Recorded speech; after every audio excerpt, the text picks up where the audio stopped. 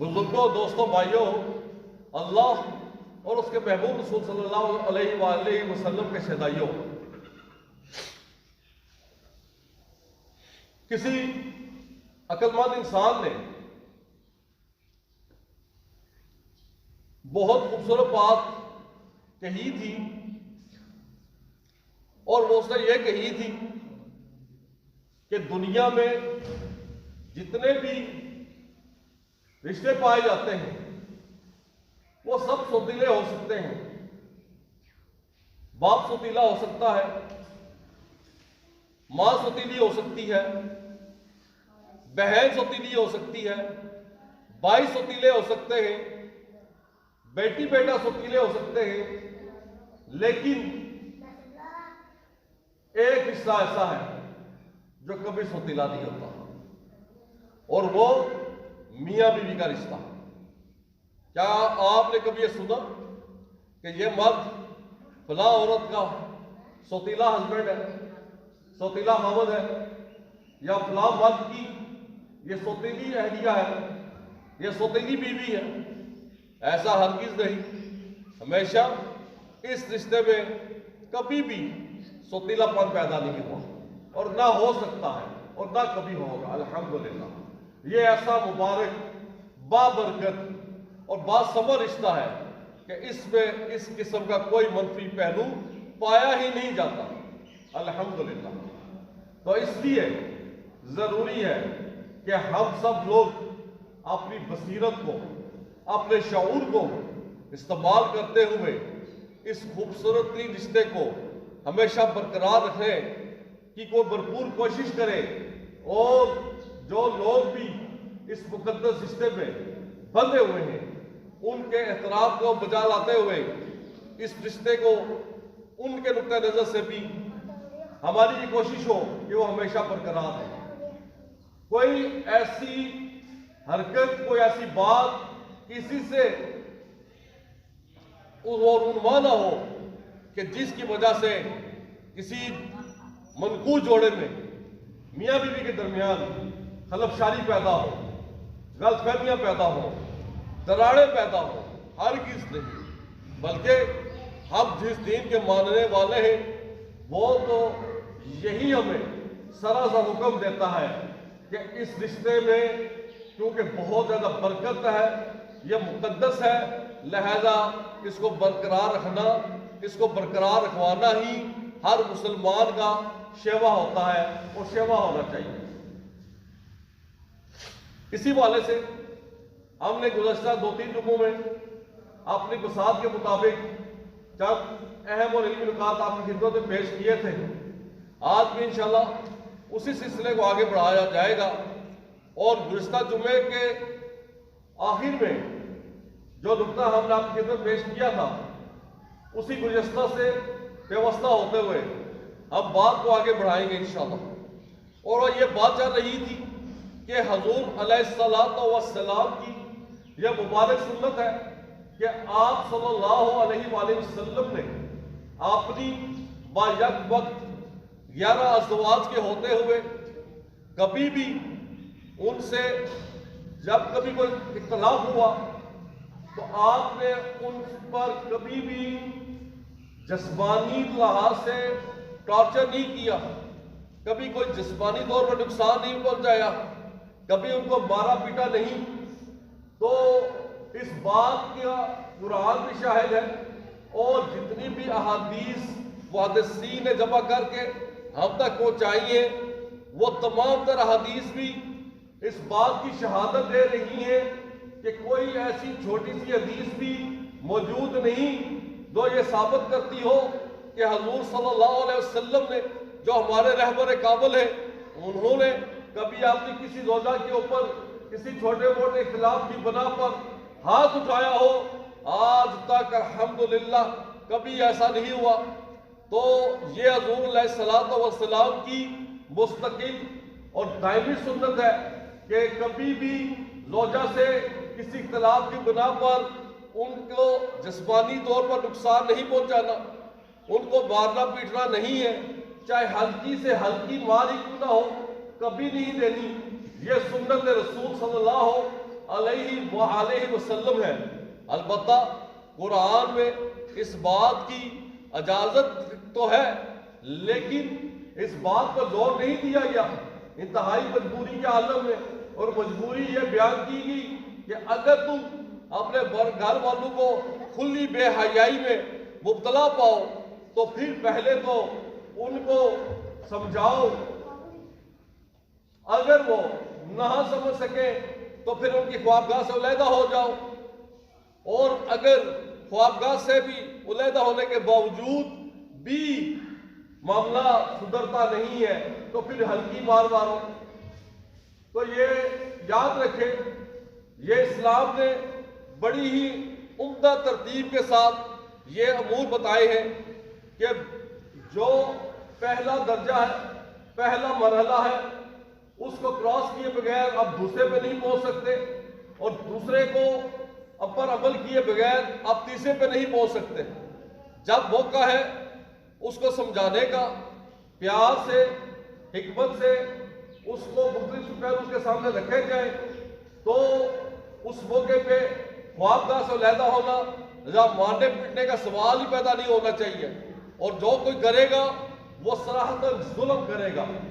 لہذا پہلے موقع پہ نہایت ہی شفقت اور محبت کا مظاہرہ کرتے ہوئے آرام سے سمجھانا، اور اگر اس طرح سے بات نہ سلجھے تو پھر آپ نے تنبیہ کے طور پر خوابگاہ سے علیحدہ ہو جانا، کمرہ اپنا بدل لینا۔ تو بالعموم زیادہ تر جو شریف عورتیں ہوتی ہیں وہ پہلے مرحلے پر ہی سمجھ جاتی ہیں اور اپنی اصلاح کر لیتی ہیں، لیکن اگر کچھ نہیں سمجھ سکتی تو دوسرے مرحلے پہ بالعموم سمجھ ہی جاتی ہیں، اور 95% جو کیسز ہوتے ہیں وہ درست ہو جاتے ہیں۔ البتہ اگر اس کے باوجود بھی کوئی نہیں سدھرنے کے لیے تیار تو اس موقع پہ آپ صلی اللہ علیہ وسلم نے فرمایا کسی صحابی کے سوال پر، تو میں بھی اپنی بیوی کی زیادہ نافرمانی پر اس کو کیسے ماروں؟ تو آپ صلی اللہ علیہ وسلم کے ہاتھ میں اس وقت ایک مسواک تھی، تو آپ صلی اللہ علیہ وسلم نے فرمایا بس اس مسواک سے تم اس کی ہلکی سی پٹائی کر سکتے ہو، اس سے زیادہ بڑی کوئی چیز، اس سے زیادہ کوئی بھاری چیز تم استعمال نہیں کر سکتے۔ لہذا ہمیں اس بات کو دیکھنا ہوگا کہ ہم جب ایسی نوبت تمہاری آتی ہے، کوئی مرحلہ ایسا آتا ہے تو ہمارا کس قسم کا رد عمل ہوتا ہے۔ آپ صلی اللہ علیہ وسلم نے فرمایا کہ مسواک کے برابر کی ڈنڈی ہو، اس سے انتہائی ناگزیر حالات کی بنا پر، انتہائی مجبوری کی حالت پر آپ مار سکتے ہیں، بڑی ہلکی سی مار جس سے نیند نہ پڑے، جس سے زخم نہ بنے، تو اس شخص کے ساتھ اجازت ہے۔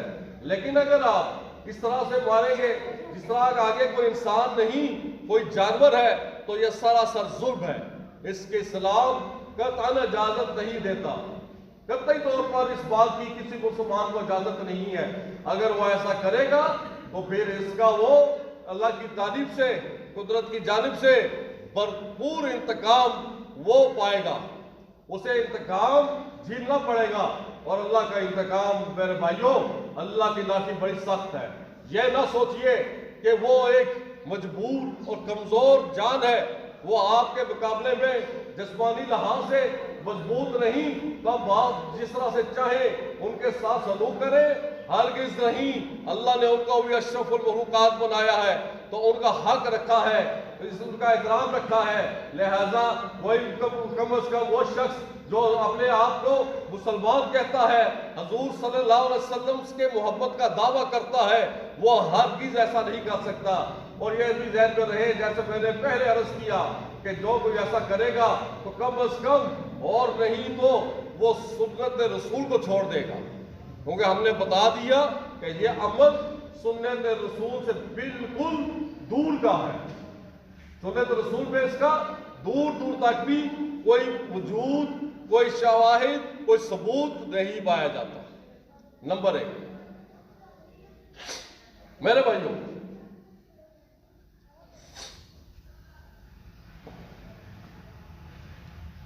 گھر کو درست کرنے کے لیے اللہ تعالیٰ نے جو حقوق متعین کیے ہیں مرد کے، اور عورت کے. تو مرد کے حقوق اگر زیادہ ہے، ایک حق زیادہ ہے، تو اس کی ذمہ داری بھی زیادہ ہے، اس کے فرائض بھی زیادہ ہیں. اور کیونکہ عورت کے حقوق کم ہیں، ایک حق اس کا کم ہے، لہذا اس کی ذمہ داریاں بھی کم ہیں.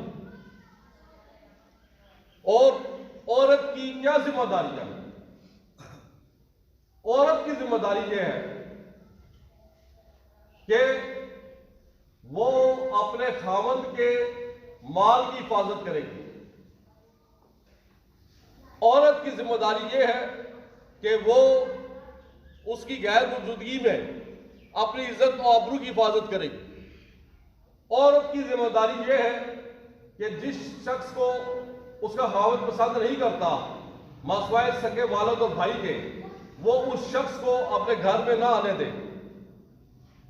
اور عورت کی ذمہ داری یہ بھی ہے جب مرد اس کو حق زوجیت کے لیے بلائے تو وہ فوراً اس کی فرمانبرداری کرے.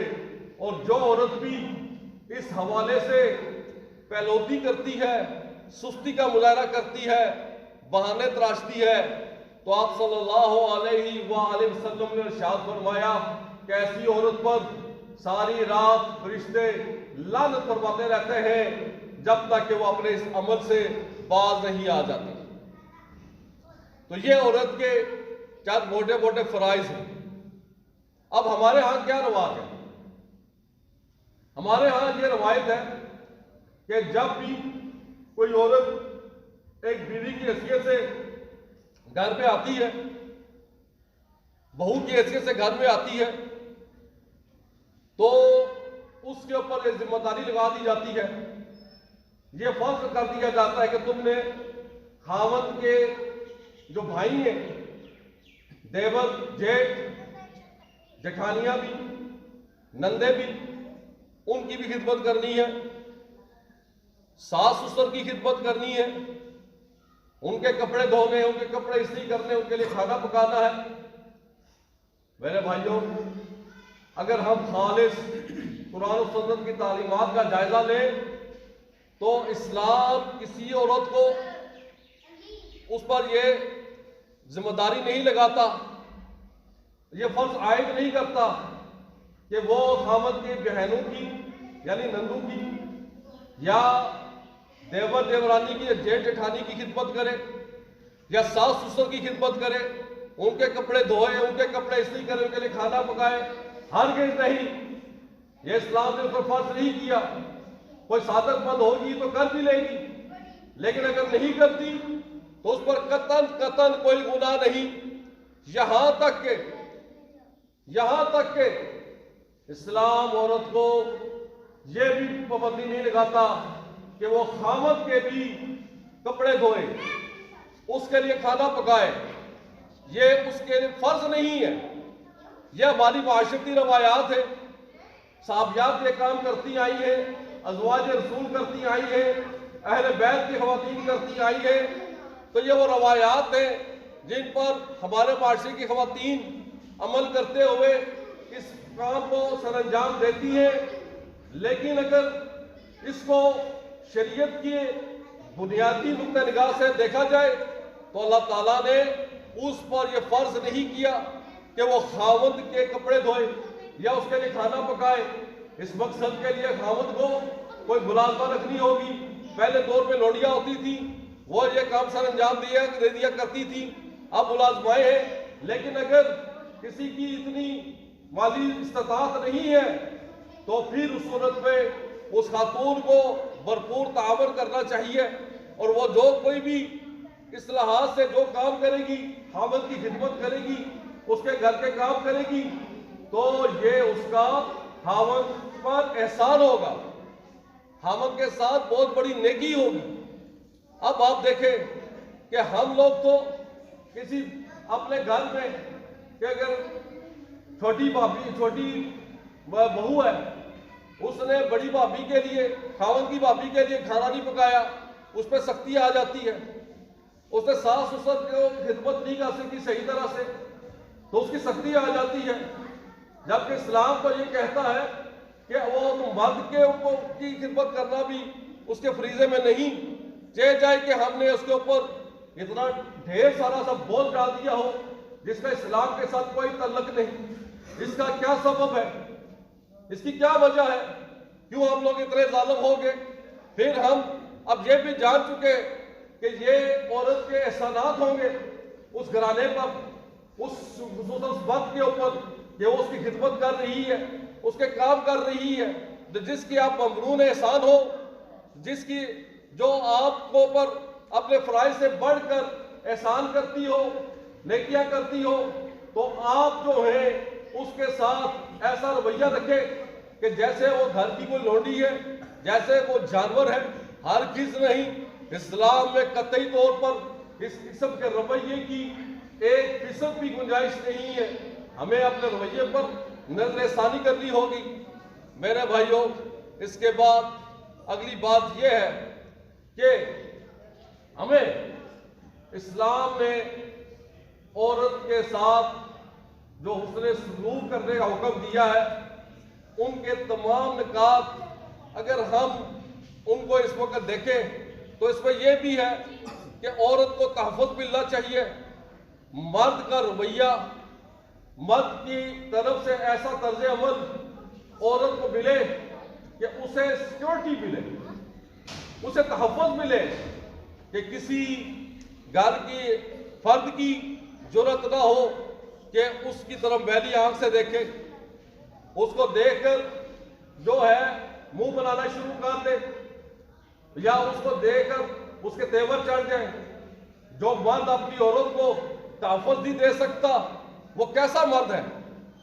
کیا اس کو مرد کہلانے کا حق ہے؟ تو میرے بھائیوں، تحفظ، سیکورٹی گھر کے افراد سے بھی باہر کے افراد سے بھی یہ عورت کے حقوق میں سے ہے، اور مرد کا فرض ہے کہ وہ عورت کو یہ حق ادا کرے اور یہ تحفظ دلائے. اور اس حوالے سے آخری بات یہ ہے میرے بھائیوں کہ جو کام بھی وہ کرے آپ کو چاہیے، جیسا کہ ہم نے عرض کیا کہ یہ اس کا احسان ہے، تو اس صورت میں آپ اس کی بھرپور حوصلہ افزائی کریں، انکریج کریں، خراج تحسین پیش کریں، بھرپور داد دیں تاکہ اس کا حوصلہ بڑھے اور بڑھ چڑھ کر آپ کی خدمت کرے، بڑھ چڑھ کر آپ کی فرما برداری کرے، اور بڑی خوشی کے ساتھ گھر کے کام کرنے کے علاوہ دیگر جو اس کی ذمہ داریاں ہیں ان کو بھی پورا کرے تاکہ آپ کا گھر ایک مثالی گھر بن سکے. اور جب ہم ان تمام امور کو اکٹھا کر لیں کہ آپ لوگ اپنے گھر میں پہلے نمبر پہ اپنی بیوی کو بھرپور عزت دینے والے ہوں، اور اس کو بھرپور اس بات کا یقین ہو، اس عورت کا دل یہ گواہی دیتا ہو میرا خاوند مجھے بہت زیادہ عزت دیتا ہے، بہت زیادہ احترام دیتا ہے. نمبر 2، بہت زیادہ محبت کرتا ہے، اور ایسی محبت کرتا ہے کہ میری خامیاں اس کو محسوس نہیں ہوتی ہیں، انہیں اگنور کرتا ہے. نمبر 3، نہایت رحیم ہے، نہایت شفیق ہے، شفقت فرماتا ہے، میری کوئی چھوٹی موٹی بڑی غلطی بھی ہو جاتی ہے تو معاف کر دیتا ہے. نمبر 4، مجھے سیکورٹی فراہم کرتا ہے، مجھ پر ناجائز بوجھ نہیں ڈالتا، مجھے تحفظ عطا کرتا ہے اور مجھے خراج تحسین پیش کرتا ہے، میری حوصلہ افزائی فرماتا ہے. تو مجھے بتائیں، جب کسی عورت کو یہ تمام چیزیں مل جائیں، اگر اس کا خاوند مالی لحاظ سے مستحکم نہیں بھی ہوگا تو کیا وہ خوش نہیں ہوگی؟ انتہائی خوش ہوگی، انتہائی شادمان ہوگی، اور آپ کے گھر کو جنت کا وہ زمین کی حد تک، اس دنیا کی حد تک گہوارہ بنا دے گی. لیکن شرط یہ ہے کہ مرد بھی تو ایسا بڑھ کر دکھائے، اپنے جو سے ہے کیا کہتے ہیں اپنی جو سخت رویہ ہے اس پر قابو کرنا تو سیکھے، تو تب وہ اس قسم کے نتائج کو دیکھے گا.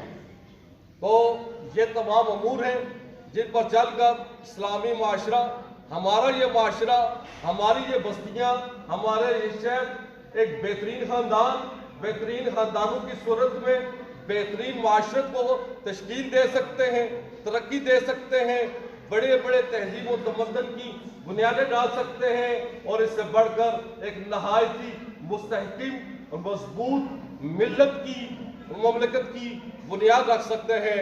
اللہ سبحانہ و تعالی ہم سب کو قرآن و سنت کی انتہائی نورانی، بابرکت اور نہایت بصیرت والی جو تعلیمات ہیں ان کو سمجھنے کی توفیق عطا فرمائے، اور ہمیں انفرادی طور پر، اجتماعی طور پر اور ہماری جو خاندانی زندگی ہے اس کے لحاظ سے بھی قرآن و سنت کی تعلیمات پر دل و جان کے ساتھ عمل کرنے کی توفیق عطا فرمائے۔ وآخر دعوانا ان الحمد للہ رب العالمین۔